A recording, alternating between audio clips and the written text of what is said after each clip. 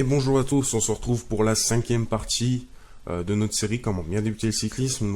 Dans cette 5e partie, on va voir comment progresser en côte. Je pense que c'est quelque chose que vous attendez, parce que beaucoup de personnes ont du mal en côte.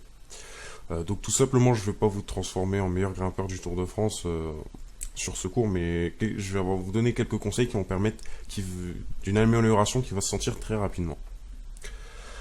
Donc, on va commencer tout de suite. Donc déjà, c'est quelque chose que j'ai déjà dit, il me semble, c'est que chacun a sa technique. Hein. Faut pas chercher à imiter si on voit quelqu'un qui monte d'une certaine façon. On va pas essayer de faire pareil. Il faut trouver son rythme, parce que certains montent en force, d'autres en vélocité. On le voit très bien sur le Tour de France. Hein. Moi, personnellement, je monte relativement en force. Bon, sur les côtes assez longues, je préfère la vélocité. Après, c'est mon rythme à moi et ça peut être différent du vôtre. Maintenant, donc, comment trouver son rythme, justement, quand je vous ai parlé des entraînements spécifiques, je vous ai demandé, conseillé de travailler une côte en force et une côte en vélocité, et vous avez trouvé, au bout d'un moment, un rythme entre deux. Et vous allez voir si vous montez plus en force ou plus en vélocité. Après, tout dépend, parce que le problème de la vélocité, c'est qu'on peut, si on tourne trop les jambes, on va s'essouffler, et ça va nous couper, quoi. Si on est vraiment trop essoufflé dans une côte, on est un peu cassé. Après, si on monte trop en force, ça va un peu nous casser les jambes. Et le problème, c'est que si on fait sur une sortie normale, c'est-à-dire que à votre rythme à vous, si vous roulez comme je dis 60 km, si vous faites vos 60 km et que vous y allez à fond dans vraiment en force dans chaque côte, vous allez être vraiment complètement scié en rentrant. Vous allez vraiment avoir du mal à rentrer, vous allez être cassé. Donc, il faut trouver le juste milieu, et ça peut être long, plus ou moins long à trouver, ça dépend des personnes. Moi, je l'ai trouvé assez rapidement, c'était évident pour moi quand j'ai trouvé mon rythme. Donc voilà, faut trouver votre rythme et monter soit en vélocité, soit en force, et trouver le juste milieu, quoi. Pas trop tourner les jambes, mais ne pas trop non plus jouer sur ses muscles.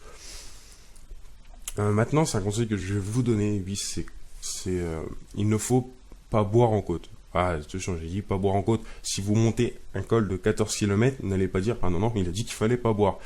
Parce que je vous promets qu'arriver en haut, faire 14 km à col sans boire, ça va pas le faire.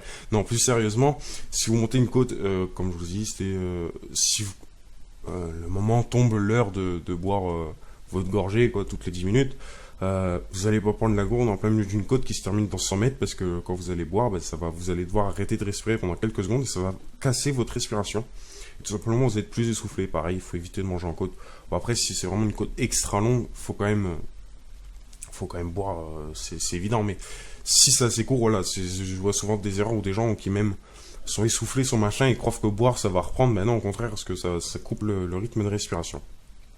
Donc voilà, donc ça c'était vraiment quelque chose d'assez simple, comment progresser en côte. Donc tout ce que je vous conseille, c'est de temps en temps d'aller faire une sortie. Bon, déjà, il faut s'en faire vraiment beaucoup, mais si vous sortez sur une sortie normale, allez-y tranquille dans les côtes, évitez vraiment, je pense le principal, c'est vraiment de pas trop tourner les jambes, mais ne pas forcer, faut pas forcer sur le coup de pédale, faut pas que ce soit en appui à chaque fois, on s'en fout, faut pas monter, vous n'avez pas monté à 20 km/h au début, c'est tout à fait normal, faut pas être pressé, monter à 10 au début, c'est tout à fait normal, c'est ensuite que ça va venir.